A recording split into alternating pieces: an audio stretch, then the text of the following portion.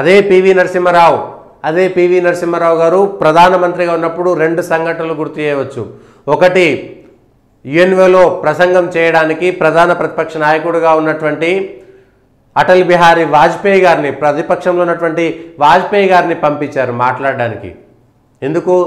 దేశం కోసం వాజ్పేయి గారు మాట్లాడినట్టుగా ఇంకెవరూ మాట్లాడలేరు అనేటువంటి సొంత కాంగ్రెస్ పార్టీ నాయకుల కంటే కూడా వాజ్పేయి గారి మీద నమ్మకం పెట్టారు.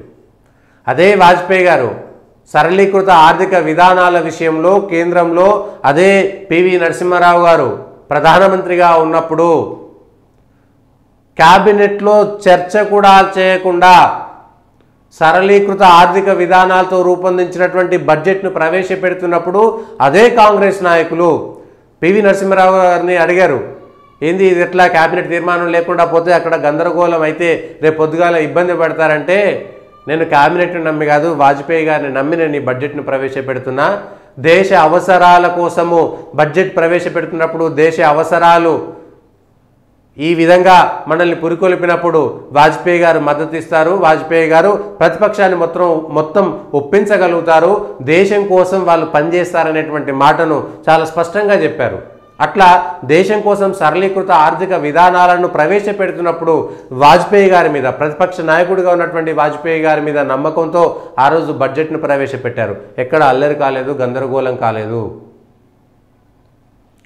ఈ అంశాల విషయంలో అది బంగ్లాదేశ్ మీద యుద్ధానికి వెళ్ళినప్పుడు కానీ, కాశ్మీర్లో యుద్ధానికి వెళ్ళినప్పుడు కానీ, ఇవాళ కాశ్మీర్కి సంబంధించినటువంటి విజయ్ దివస్, కార్గిల్ని మనం సొంతం చేసుకున్నాము, పాకిస్తాన్ మీద పైచేయి సాధించాము, అది కూడా వాజ్పేయి గారి హయాంలో ఆయన నాయకత్వంలోనే.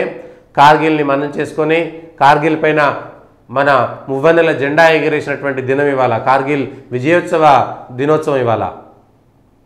అట్లాంటి దేశం కోసం చేయాల్సినటువంటి దాంట్లో రెండు రాష్ట్రాలకు కొంత నిధులు కేటాయిస్తే, పోనీ మిగిలినటువంటి రాష్ట్రాలకు ఎక్కడా నిధులు కేటాయించలేదా అంటే మా పేర్లు బడ్జెట్లో రాలేదు, చిన్నపిల్లలు కనుక ఏదో మా పేరు రాలేదని అడిగినట్టుగా.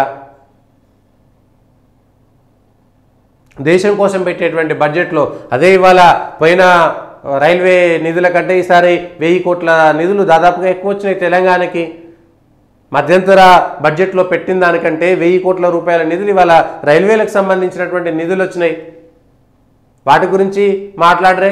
తెలంగాణలో ఇవాళ సర్పంచులు పదవులు ఖాళీగా ఉంటే, వాళ్ళ పదవి కాలం పూర్తయితే ఇవాళ గ్రామాలకు నిధులు కేటాయించలేకపోయింది కదా తెలంగాణ సర్కారు, గ్రామాల్లో జీతాలు ఇవ్వలేకపోతుంది కదా తెలంగాణ సర్కారు. అట్లాంటి సర్కారు కేంద్రం నుంచి నిధులు వస్తుంటే, కేంద్రం నుంచి నిధులు రాకుండా మనం చేయగలిగినటువంటి ఏమిటి? మేము మూసీ రివర్ ఫ్రంట్ ప్రాజెక్టు కోసం నిధులు అడిగితే ఇవ్వలేదు. మూసీ రివర్ ఫ్రంట్ ప్రాజెక్టుకు సంబంధించినటువంటి డిపిఆర్ మీరు సబ్మిట్ చేసిరా? దానికి సంబంధించినటువంటి రెండు కేంద్ర ప్రభుత్వానికి సంబంధించి రాష్ట్ర ప్రభుత్వానికి సంబంధించినటువంటి అధికారుల మీటింగ్లు అయినాయా? డిపిఆర్ మీరు ఏం చేయదలుచుకుంటున్నారు? మూసీ రివర్ ఫ్రంట్ ప్రాజెక్టుకు డబ్బులు ఇవ్వండి. అసలు మీరు ప్రాజెక్ట్ ఏం చేస్తారు, ఏం చేయరు?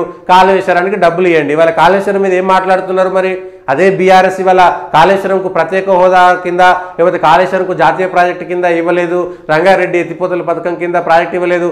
కేవలము ఇవాళ భారతీయ జనతా పార్టీ తెలంగాణలో ఎక్కడ ఫెయిల్ అయింది, కేంద్రంలో ఎక్కడ ఫెయిల్ అయిందంటే, రాష్ట్రం నుంచి ముఖ్యమంత్రి వెళ్ళి ఆయన మంత్రివర్గం వెళ్ళి ఇగో తెలంగాణ రాష్ట్రానికి ఇక్కడిక్కడ నిధులు కావాలంటున్నారని తెలంగాణ నుంచి గెలిచినటువంటి ఎమ్మెల్యేలను ఎంపీలను పిలుచుకొని మాట్లాడి తెలంగాణ నుంచి అడుగుతున్నారు.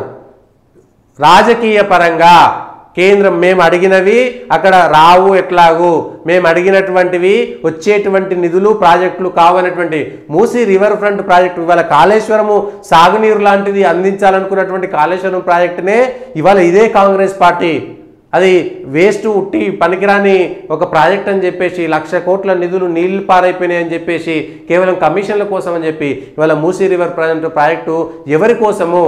మూసీలో వస్తారా మళ్ళీ తీసుకుపోయి?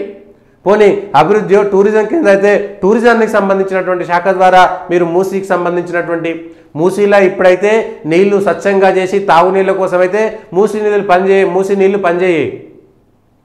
మూసీ నీళ్లు మళ్ళా కనీసం ఇవాళ సాగుకు కూడా పనికి రాకుండా పోతున్నాయి.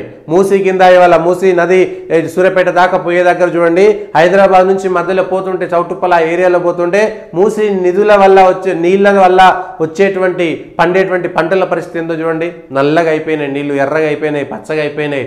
మొత్తం పరిశ్రమల అభివృద్ధి పేరు మీద వచ్చేటువంటి రసాయనాలన్నింటినీ మూసీ నదిలోకి వదిలేసి ఇవాళ నీళ్లను కలుషితం చేసింది ఎవరు? ఆ నీళ్ళు ఏమైనా ఇవాళ బాగైతాయా? ఎట్లా చేయగలుగుతాం? చేయలేము. మూసీ రివర్ ఫ్రంట్ ప్రాజెక్ట్ కింద మీరు కేవలం చేసేది అభివృద్ధి, ఏదో 4 ఆ బ్రిడ్జిలు కట్టేసి 4 చోట్ల ఆధునీకరణ సుందరీకరణ అనేటువంటి చేసి కడతారు. దానికి ఎన్ని కోట్ల రూపాయలు ఖర్చు అవుతుంది? టూరిజం కింద ఆ శాఖకు సంబంధించినటువంటి నిధులు తీసుకోవచ్చు కేంద్రం నుంచి. మళ్ళా బయ్యారం ఉక్కు కర్మాగారము మళ్ళా మొదలుకు వస్తుంది. బయ్యారం ఉక్కు కర్మాగారం అనేటువంటిది విభజన చట్టంలో ఫీజిబిలిటీని చెక్ చేసిన తర్వాత ఇస్తామనేటువంటిది విభజన చట్టంలో చెప్పారు. అక్కడ ఉండేటువంటి ఐరన్ ఓరు అందుకు పనిచేయదు, అక్కడ బయ్యారంలో ఉక్కు కర్మాగారం కట్టినా కూడా వృధా అవుతుందనేటువంటి విషయాన్ని అక్కడ ఉన్నటువంటి ఎక్స్పర్ట్స్, అప్పుడున్నటువంటి టీఆర్ఎస్ ఎంపీ సీతారాం నాయక్ కూడా అందులో భాగంగా ఉన్నారు. అయినా సరే ఇవాళ దాన్నే పెట్టుకొని తెలంగాణలో ఒక పార్టీని విచ్ఛిన్నం చేసేటువంటి ప్రయత్నం చేయడం తప్ప ఇంకొకటి కాదు కదా. కాజీపేట రైల్వే కోచ్ ఫ్యాక్టరీకి అక్కడ ఉన్నటువంటి దాంట్లో ఏది భూములు ఇవ్వకుండా దేవాదాయ శాఖ భూములను ఇచ్చి వివాదాస్పదం చేసింది ఎవరు? ఇదే బీఆర్ఎస్ కాదా? ఇదే బీఆర్ఎస్ కాదా? అంటే దేవాదాయ శాఖ భూములు అంటే ఇలా కొడంగల్కి ఇంజనీరింగ్ కాలేజ్ ఇవ్వాలంటే, ఏదో డిగ్రీ కాలేజ్ ఇవ్వాలంటే మళ్ళీ అవే దేవాదాయ శాఖ భూములు, కోచ్ ఫ్యాక్టరీ కోసం దేవాదాయ శాఖ భూములు, తెలంగాణ కోసం దేవాదాయ శాఖ భూములు ఇవ్వద్దంటే అరే వక్ఫ్ భూములు, చర్చ్ భూములు, కోట్ల ఎకరాలు, లక్షల ఎకరాలు ఉన్నాయి, అవి తీసుకుపోయి ఇచ్చారు. దేవాదాయ శాఖ భూములు ఎందుకు ఇవ్వాలి? ఇచ్చి వివాదాస్పదం చేసింది కదా అలా బీఆర్ఎస్ సర్కార్ కాదా? కోచ్ ఫ్యాక్టరీ లయబిలిటీ కాదని చెప్పేసి ఏదో వేరే కోచ్ వ్యాగన్ వీళ్ళకి సంబంధించినటువంటిది పెట్టారు కదా. ఆ ప్రాజెక్టు పెట్టిన తర్వాత ఇవాళ విభజన చట్టం ప్రకారం ఒక ఐఐఎం ఒకటి ఇవ్వలేదు. గిరిజన యూనివర్సిటీకి ములుగులో పెట్టేదానికి 10 ఏళ్ల దాకా ఎక్కడ కూడా జాగా చూపించలేదు. గిరిజన యూనివర్సిటీ ఎక్కడ పెట్టాలనేటువంటి దానిపైన జాగా చూపించలేదు 10 ఏళ్ల పాటు. మేము ఐఐఎం కోసం 2 సార్లు అడిగినాం. ఒక ఐఐఎం ఇవ్వకపోతే కేంద్రం నుంచి నిధులు రానట్టేనా? రంగారెడ్డి ఎత్తిపోతల పథకానికి లేదా ఎత్తిపోతల పథకం, రంగారెడ్డి పాలమూరు ఎత్తిపోతల పథకం ఎన్నేళ్ళ నుంచి నత్తనడకన ఎందుకు సాగుతుంది? దానిలో ఉన్నటువంటి బాధలేంటి? ఎన్ని కోట్ల నిధులు అవుతాయి? దాని ద్వారా ఎంత చేస్తారనేటువంటి విషయం పైన క్లారిటీ లేకుండా కేంద్రం మాకు ఒక్కటి కూడా జాతీయ హోదా ఇవ్వలేదు. ప్రాజెక్టు తెలంగాణకు వ్యతిరేకం. పోలవరంకు జాతీయ హోదా ఇస్తే ఏమైంది? అక్కడ ఉన్నటువంటి ప్రభుత్వాలు కాంట్రాక్టర్లు మార్చుకొని కమిషన్లు కొల్లగొట్టింది తెలుగుదేశం పార్టీ వాళ్ళు. విశాఖకు రైల్వే జోన్ ఇస్తే వాళ్ళు భూములు ఇవ్వలేక విశాఖ రైల్వే జోన్ పక్కన పెట్టేసారు. ఇవాళ సిద్దిపేట దాకా రైలు ఎట్లొచ్చింది? కేంద్ర ప్రభుత్వం నిధులు లేకపోతే. రోడ్లన్నీ ఎక్కడికి వెళ్ళి వస్తున్నాయి?